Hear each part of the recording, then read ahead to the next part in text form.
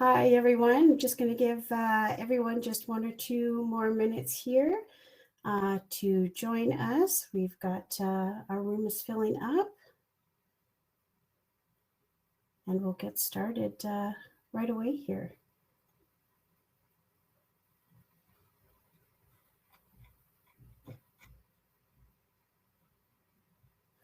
Looks good. Looks like we're going to get started. I want to welcome everyone.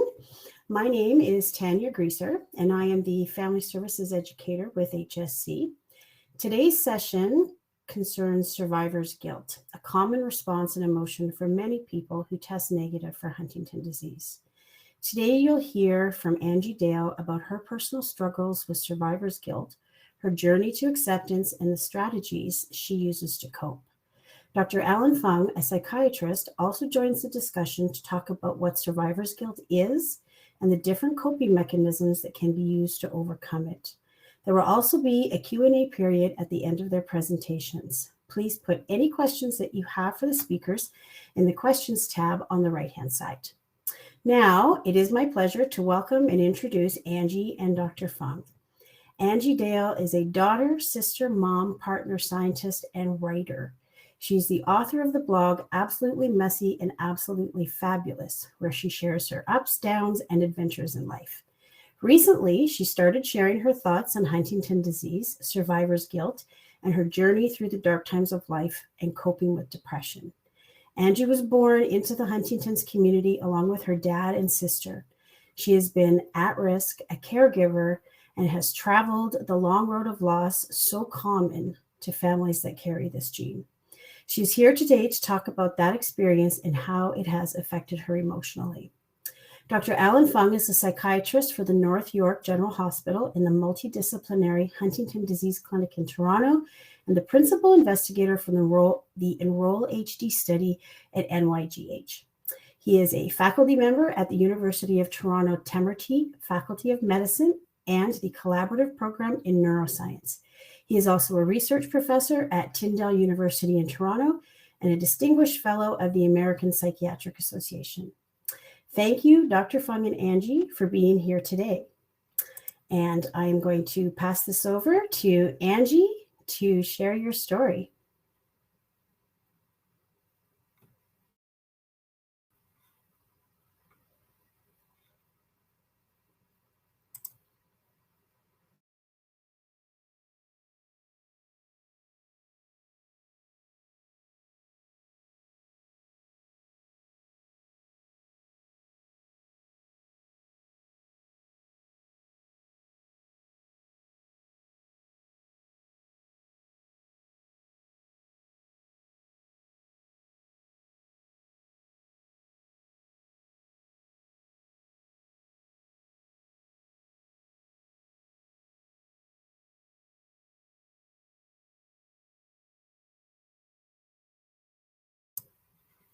Hi, folks. We just seem to be having a couple little technical difficulties here. I am just going to, if you just want to hang tight for 1 sec, we will get Angie online here. Something seems to have happened. And oh, there she is. Hey, Angie. I got kicked right out when you started. Oh, my goodness. You're here now, and that's all that matters. Okay, so we're ready? Welcome, Angie. Thank you. Thank you. Okay, happy to be here to share my story today. I remember the day that I first got my test results. My partner Nicola and I sat nervous around the table with the Huntington's clinic staff. At that time, we were ready to hear the results. We didn't have any more questions. They had an envelope. They opened the envelope and read my results. It was negative with a CAG count of 17 and 19. I do not carry the gene that causes Huntington's disease. We were all excited, happy. There wasn't much more to say, no more questions, just a mood of celebration. I guess I didn't need an hour of parking, was what I said to everyone. Everyone laughed. After that, my partner Nicola and I, we decided to go for lunch. I still remember the day, walking down Main Street. The sun was shining. It was a warm spring day. And we had our arms around each other. We were smiling, happy. In the moment, it felt incredibly surreal. 4 years later, I would find myself driving home from work in tears every day. I started to notice that fantasies of suicide were not occasional, but they were happening every single day, usually multiple times a day. I told myself that if it was ever more than a fantasy, that I would drive myself right into that hospital parking lot and walk into the emergency room. I reminded myself of that plan every day on my way to and from work. My dad, my sister, and my niece all have Huntington's disease. My dad had late onset. He lived a good life, worked until he was 54, and raised a family. As the disease advanced, he came to live with me and my 2 sons. And when his care needs became more advanced, he moved into a care home, which is where he is now. My sister, my only sibling, was not so lucky. In fact, it was my sister who showed the first signs of the disease. We watched, sometimes in denial, sometimes in horror, and sometimes just with great sadness, as she struggled to hold a job, to take care of the daily needs of her daughter, and with responsibilities in general, as she struggled with relationships, sexuality, and drugs. It soon became painfully obvious that this was more than just the irresponsibility of youth, and she was 25. I first considered testing at that time with my sister. We could go through it together. We spent days, weeks, even months talking about how we would cope with the results, about our futures, talking about our fears. She told me that she was sure that she had the disease. I finally had to admit to her that I could see it in her too. It scared me. It scared me of what that meant. I was scared for her future and for mine. She tested positive for the gene and learned that she was possibly starting to show signs. I went through the first couple of appointments, but in the end, I couldn't go through with getting the results from the genetic test. At that time, there was no signs that I was showing any symptoms of the disease. One of the reasons that I couldn't get the results was, what if I was negative? How would my sister feel being alone with the disease? My life would go on, but not hers. How could I do that to her? I didn't want to leave her alone. With both my dad and my sister in early onset, I decided that I would do everything I could to help them. I would spend as much time with them as I could, creating good memories, trying to make them smile. But there was always an underlying guilt. I read back through my journals now, and I can see that guilt weaves its way through my experience right from the start. I always worried that I wasn't doing enough and I wasn't spending enough time with my family. Early on, I learned to suppress my feelings. My feelings didn't matter. I was not allowed to feel bad for myself because what my sister was going through was worse. Feeling sad or bad or recognizing my own needs and emotional experience was selfish. Recognizing boundaries was selfish. I also did not allow myself to feel happy. I was afraid that if my family saw me happy, they would be sad, jealous, and that they would wonder why did this happen to them? I wanted to be there for them, not to go on without them. So while trying to be happy around my dad and my sister, I was also trying not to be too happy or to share my own good experiences. My very existence was and still is a cause for guilt. The fact that I can experience life, freedom, and adventure while my dad is trapped in his body, unable to move and unable to speak. While my sister's life was cut brutally short, finished at the age of 34, full of daily struggles until the day she died, never able to experience happiness. Yet I still have dreams. I still experience hope. These are human experiences and they can't be denied. It's a vicious circle though, each time leading back to more guilt. For me, and I think for others, this leads to anger. Anger because you've denied yourself freedom, hope, or even feelings. A life of your own. Anger because of the injustice that comes with living while your sibling cannot. Anger because all of it The emotional and physical burdens are overwhelming. Anger leads back to more guilt and more shame. Huntington's disease started to dominate our lives. My stress and caring for my family overtook everything. My dad, my sister, and my niece all moved in with us. But my partner couldn't handle it, and he escaped into drugs and alcohol. Our relationship fell apart. Everyone moved to their own places. My sister and my niece moved with my mom, and I was left with the guilt of failure. I had failed everyone. A couple of years later, my dad came again to live with me and my two sons. When my sister was in the mid stages of the disease, her daughter came to live with us. My dad, my two young sons, myself, and my niece. It was the least I could do for my sister because I couldn't carry the gene in her place. My niece deserved a good home. She'd already been through so much. And it was such a heavy load, one that I'd failed at before, but maybe this time would be more manageable since the family unit was smaller. Maybe. I was so overwhelmed.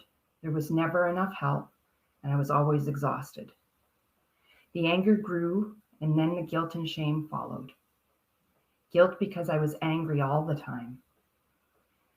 I was making everybody around me miserable. Guilt that I was failing everyone again. I tried to keep up in my personal life. I was so jealous of people who didn't have my responsibilities. I wanted to be able to chase my dreams too. So I continued to focus my personal time on my career. Although it was even more work, I somehow managed to balance things for me. Eventually, my job and my schooling became my refuge, somewhere I could escape the responsibilities and the sadness that I had at home. I coped for a long time. I even managed to do a PhD. The harder things became at home, the more I piled on the work in my personal life. But the guilt grew. Guilt that I was not spending enough time with my dad or with my kids. Then we lost my sister. I was not there.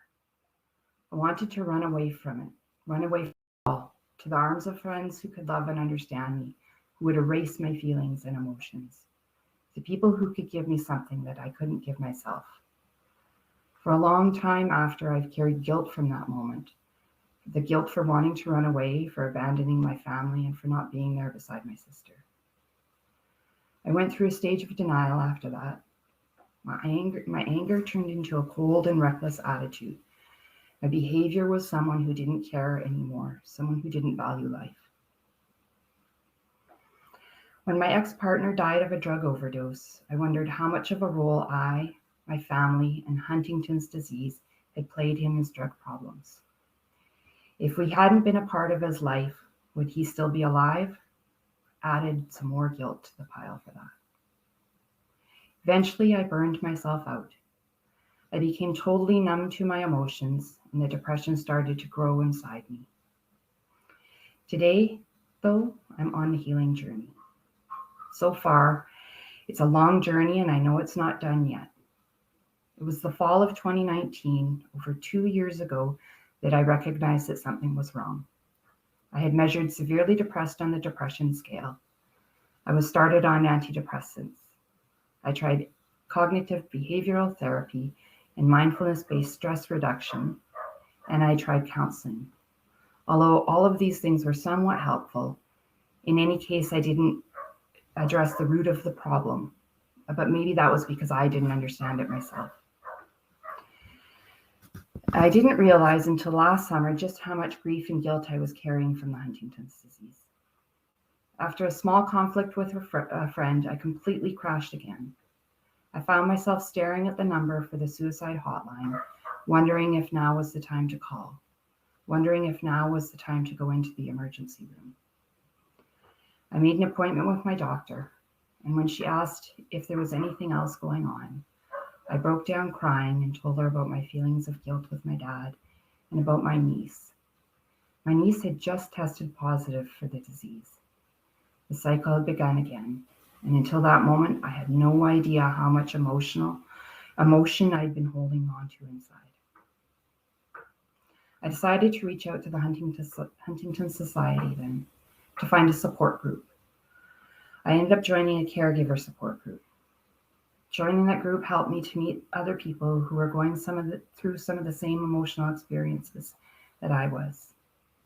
I'm not alone in my feelings and experience, but I do realize now how alone I felt, how disconnected I was. I started to hear the voices of people who shared my feelings, and I started to feel less alone. We share a unique experience. Many of us have lived at risk for many, many years. We watch helplessly as our family is taken from us while we survive. Many of us carry feelings of shame because of the unique problems our families go through. We don't talk about it and we keep it inside. We carry feelings of guilt for not doing enough, for not giving enough, for not being good enough daughters, sons, sisters, brothers, mothers, fathers, cousins, or friends. Guilt for not being sick, for being alive. We carry anger for the injustice of the disease, for not being allowed boundaries, for not being allowed to feel, for being overwhelmed. We feel lonely, disconnected, and sad.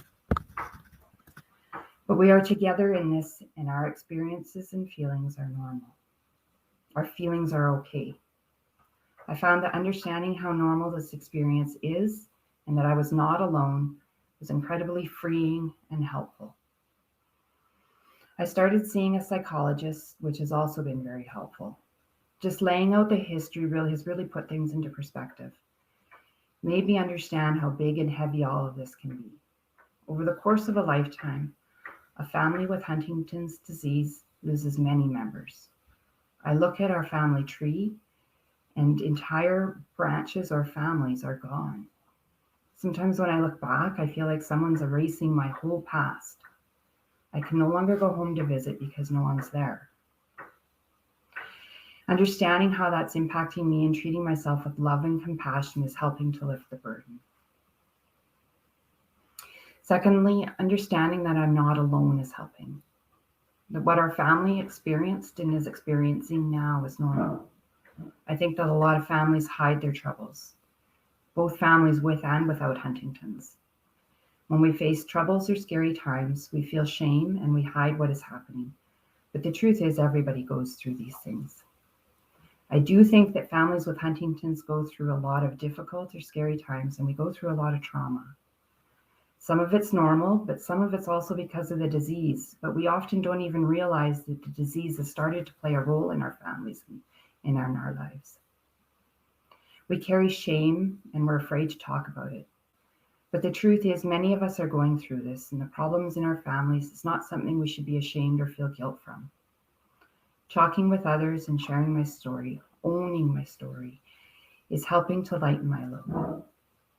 I'm shining a flashlight into my closet full of skeletons, into those guilty feelings and moments that I carry deep down inside. And I'm finding that they're not actually as big and scary as I originally had thought they were. It's becoming easier now to drill down into my feelings and to understand them. It's easier to see where that anger is coming from. And it's easier to see that I did my best, and guilt isn't something I should be carrying. It's time to forgive myself. Time to give myself love and compassion. And lastly, what's helpful is understanding that this is all complicated. There's no one problem to fix. We can call it survivor's guilt, but I think it's a whole lot more complicated than that. Thank you.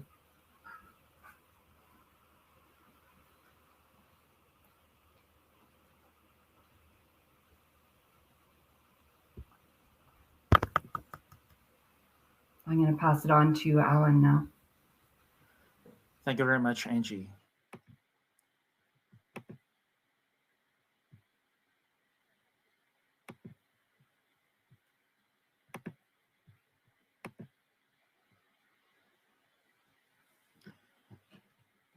So it's a pleasure to be here with all of you today. Thank you to the organizers for inviting me to contribute to this very important workshop.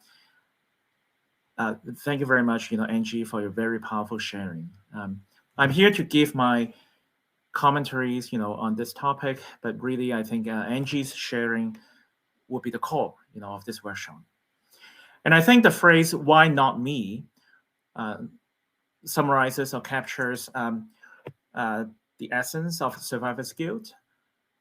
But as Angie was saying, survivor's guilt is actually complicated.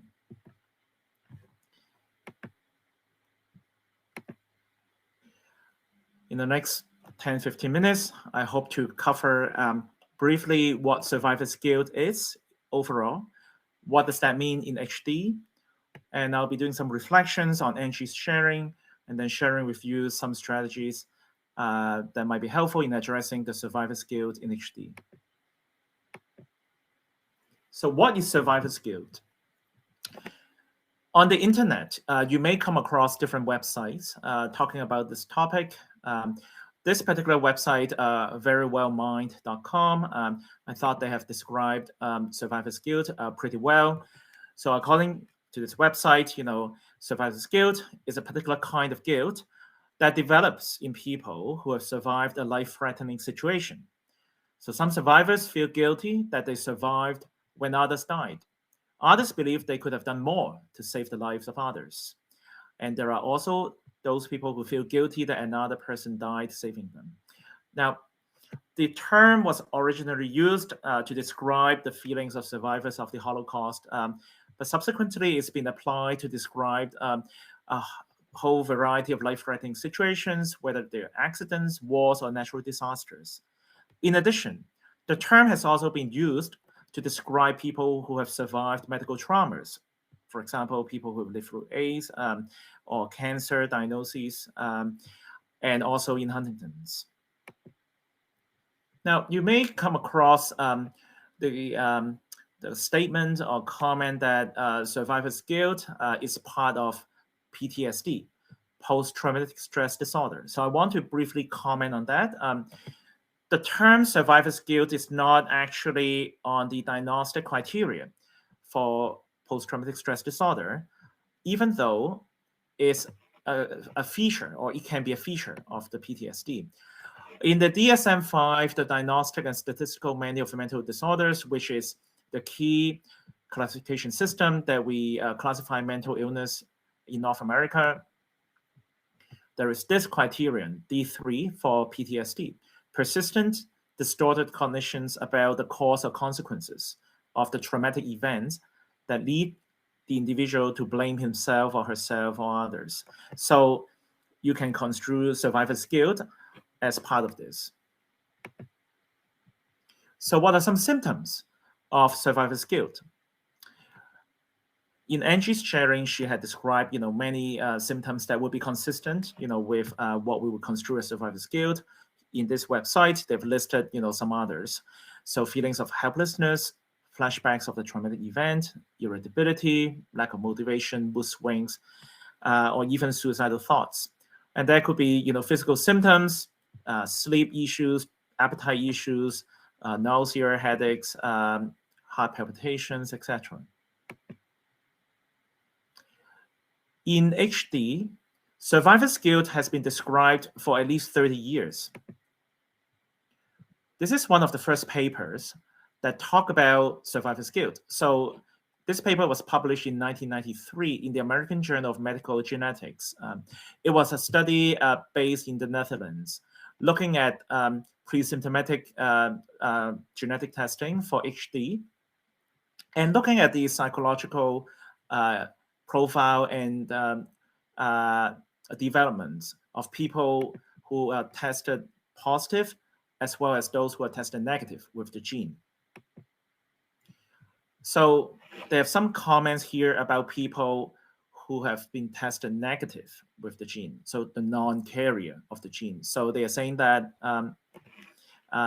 people, may actually develop reactions like survivor's guilt, emotional numbness, or restriction of life, even in those who have not been tested with the gene.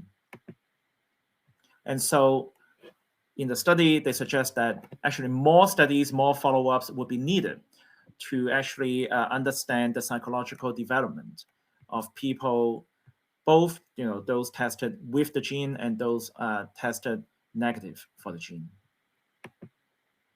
This is another paper that you may come across when you look at different websites or resources talking about the survivor's guilt in HD. This paper was published in 2000.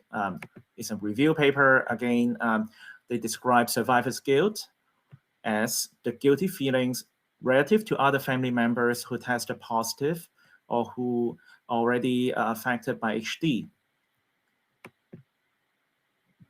Other people have also written about the perspectives of survivor's guilt.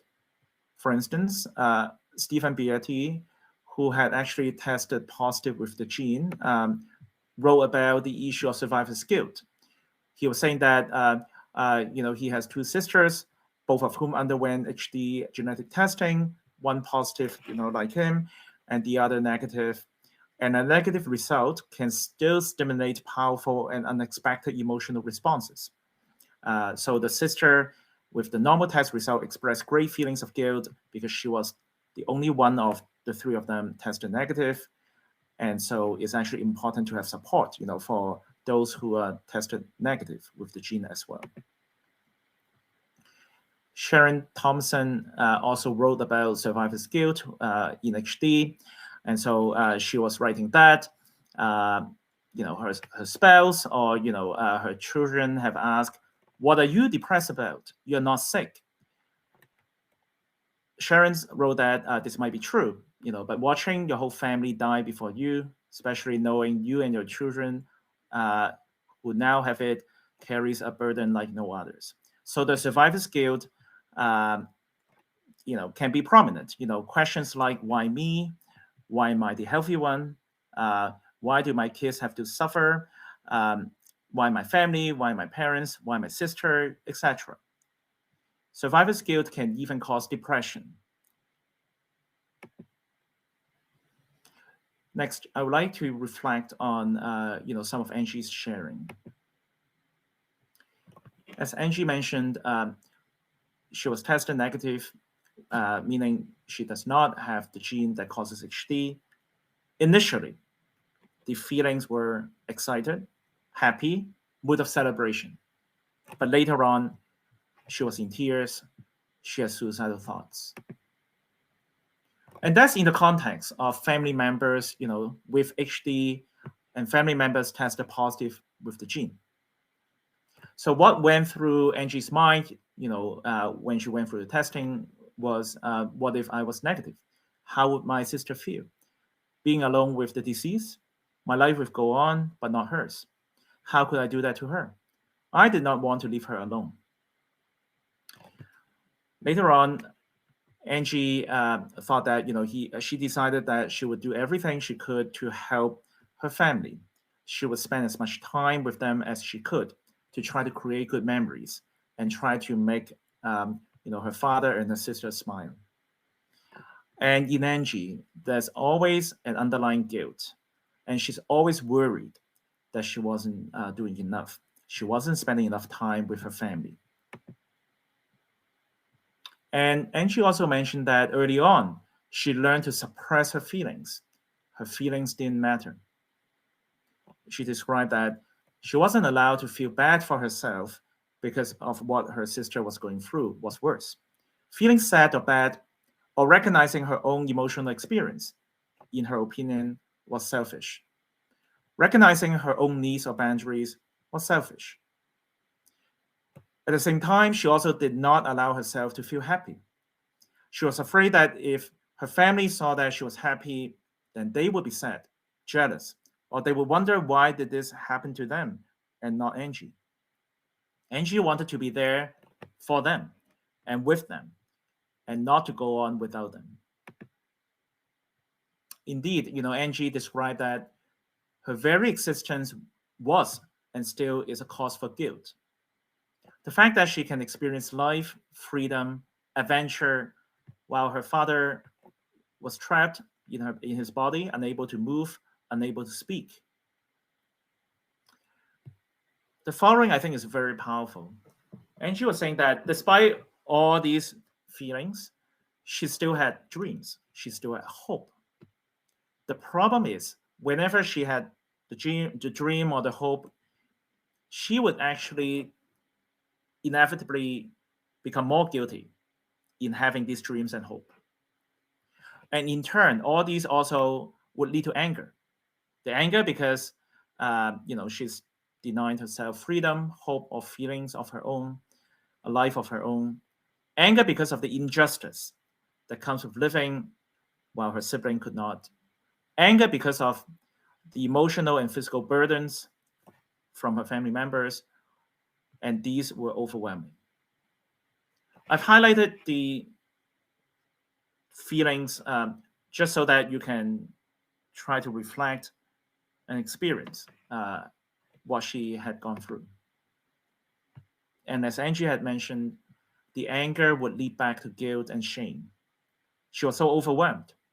There was never enough help, and she was always exhausted. The anger grew, and the guilt and shame followed. Guilt because she was angry all the time and making everyone around her miserable.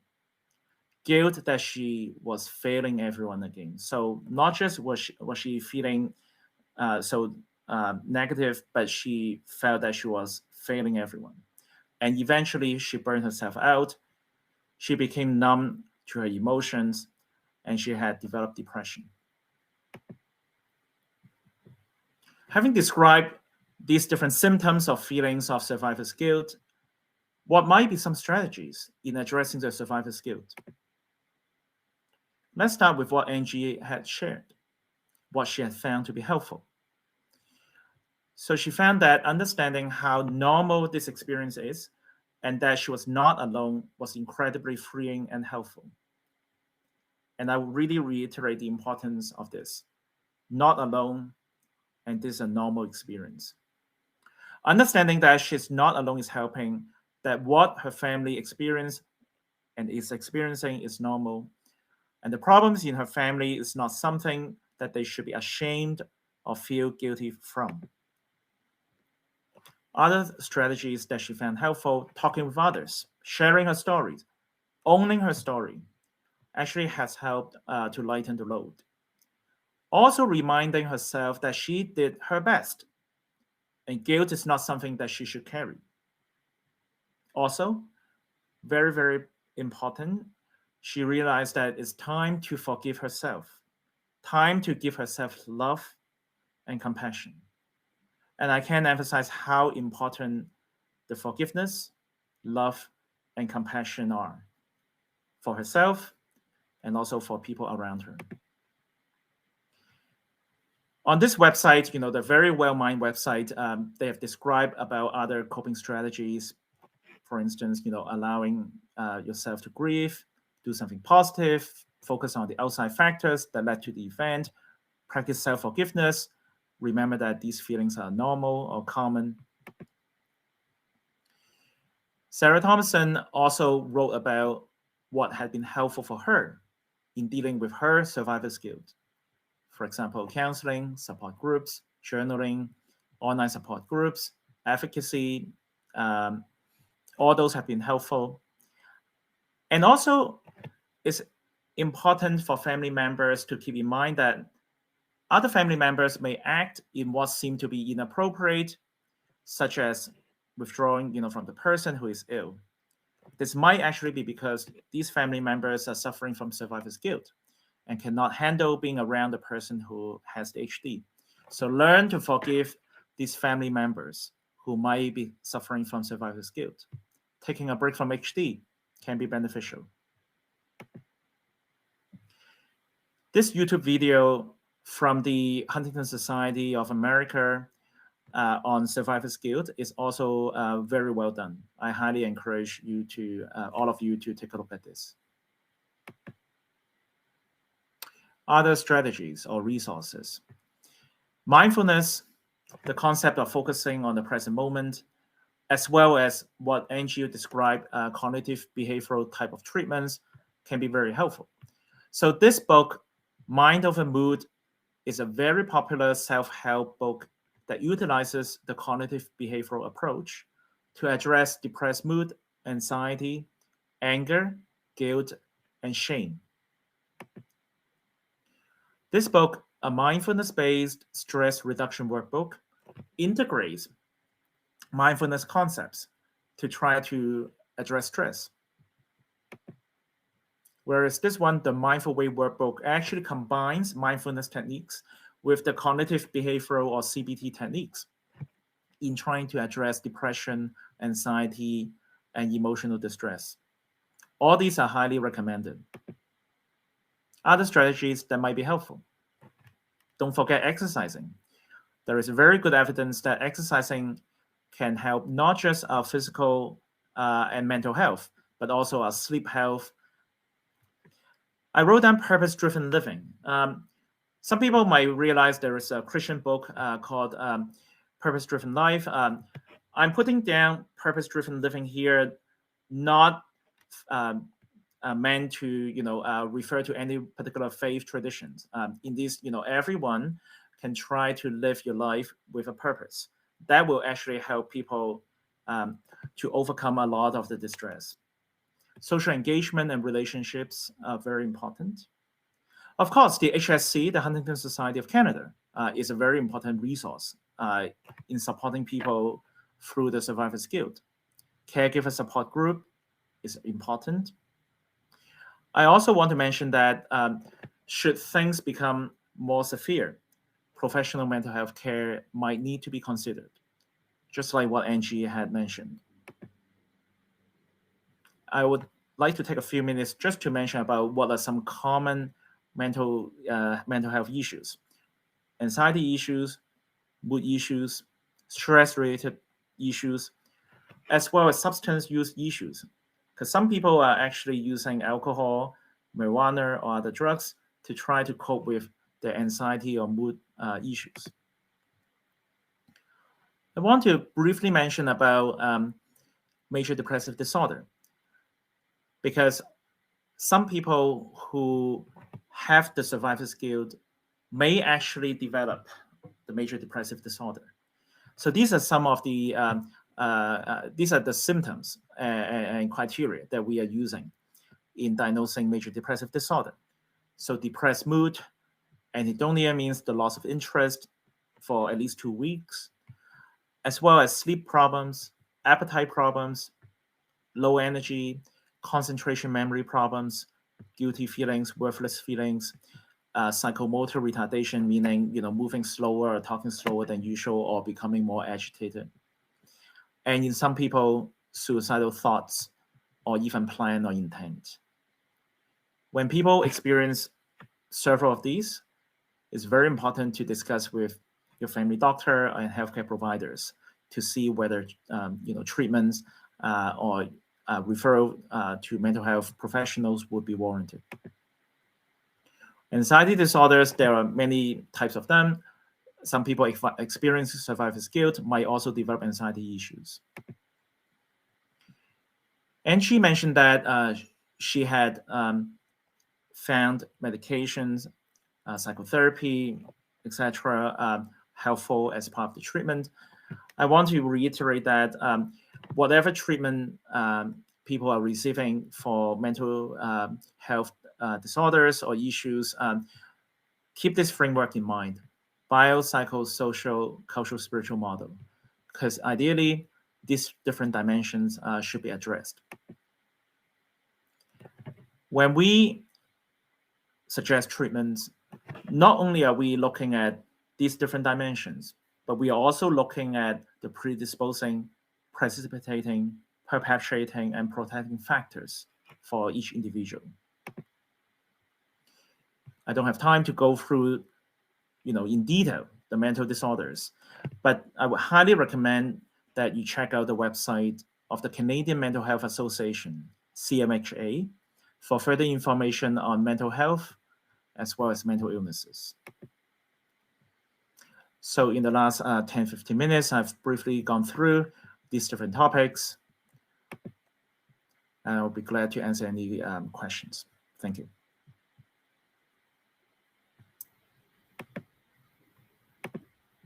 Thank you very much, Angie and Dr. Fung. I just want to go over a couple questions that we've had posted, for one for each of you as of right now. So please continue to add your questions. We still have time. The first one, so Dr. Fung, Jody Mitchell has a question. She'd like to know if there is any hope for survivor's guilt to be included in 5. I think that's an excellent question. In the DSM system, they have, so in order for something to be included as an actual disorder in the DSM, they have to go through like very long and draining, rigorous process. So often conditions are included in the section of conditions, for further consideration. So right now, survivor's guilt is not even in that section, but I think it might be worthwhile to think whether we could advocate, the survivor's guilt, to be included in the section, as conditions, for further studies, so that it will be on the DSM committee's radar. And then further studies, can be conducted to see whether this would be warranted to be included in the DSM.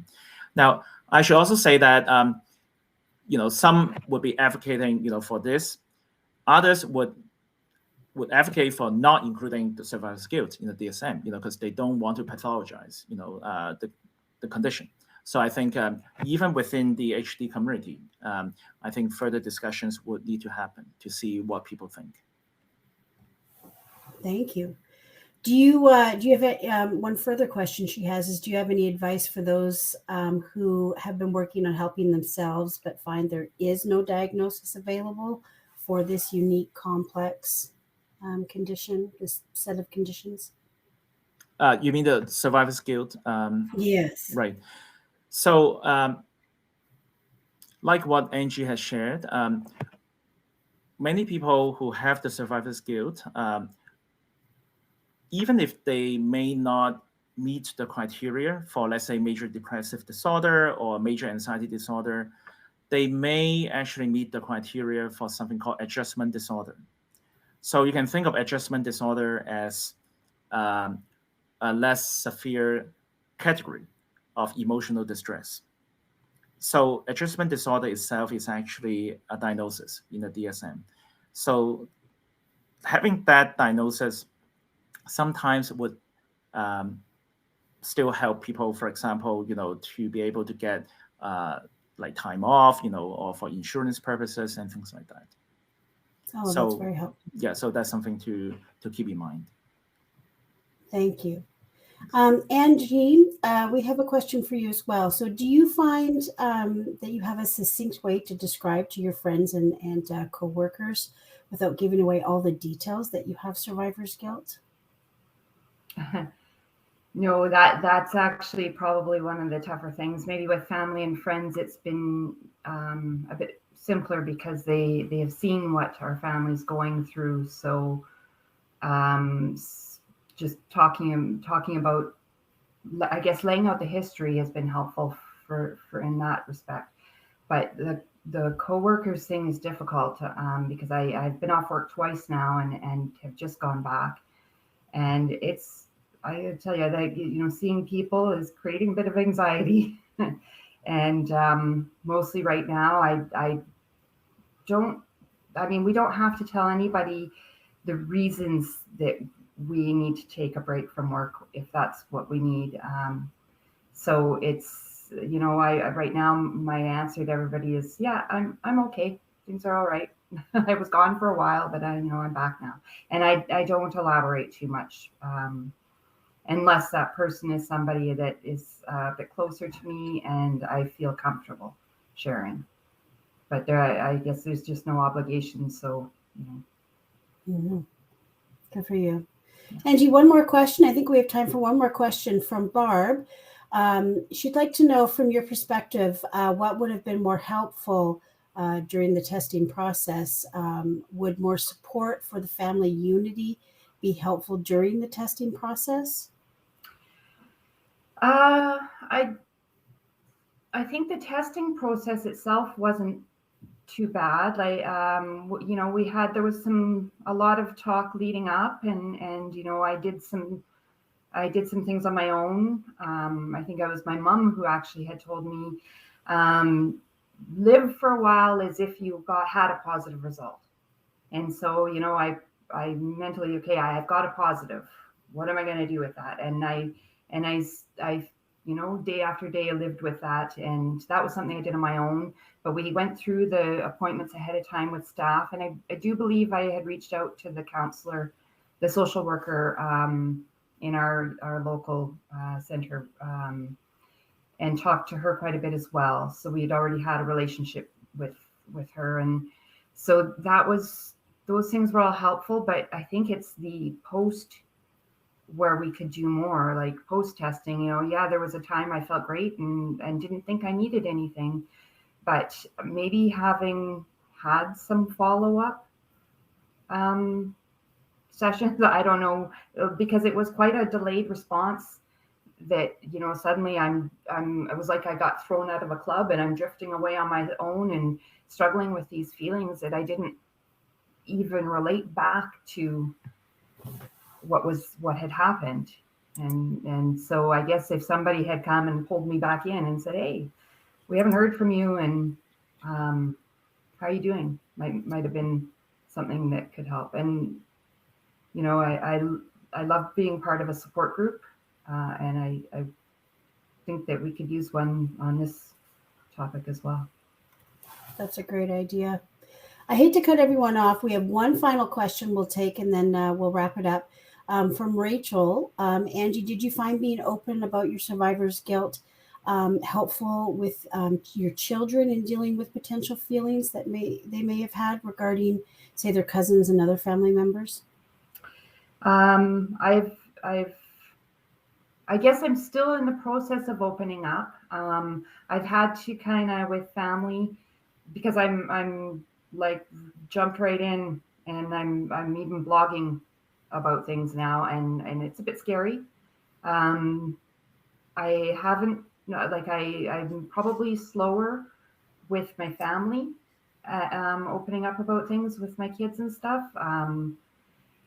And I'm kind of taking things from what do they want to know? And if they want to know and have interest, then I'm giving them the information, but I'm not pushing it on them. And I know my current partner, he's just not ready yet, and so I don't push. So sharing's been very helpful for me, and I've yet to know how. I think it's been helpful for other family members. I think my mom finds it helpful as well. But still kind of testing those waters as we go. Excellent. Angie, where can we find your blog? It's www.absolutelyfabulous, and absolutely, I can post it down below here. That would be wonderful. Wonderful. Thank you so much. I want to thank you both. We need to wrap up. For you guys had just amazing and deeply moving presentations. I know so many people have found it to be helpful and insightful and very comforting. We truly appreciate both of you sharing your stories and your knowledge. And that's the end of our planned sessions for today. We'll be starting up again tomorrow at 12 p.m. Eastern Standard Time. We have a few social tables open with various themes that if you'd like to pop in and say hi and carry on the discussion, you're welcome to do that. And I will see everyone tomorrow. Thanks, everyone. Thank you. Thank you for all the encouraging words from everybody in the chat. Thank you, everybody. I'm happy to find some of these people who are out there when I finally realized, wait a minute, I'm not alone. You are not. I'm glad. I'm happy to hear all the conversation that's happening in the background.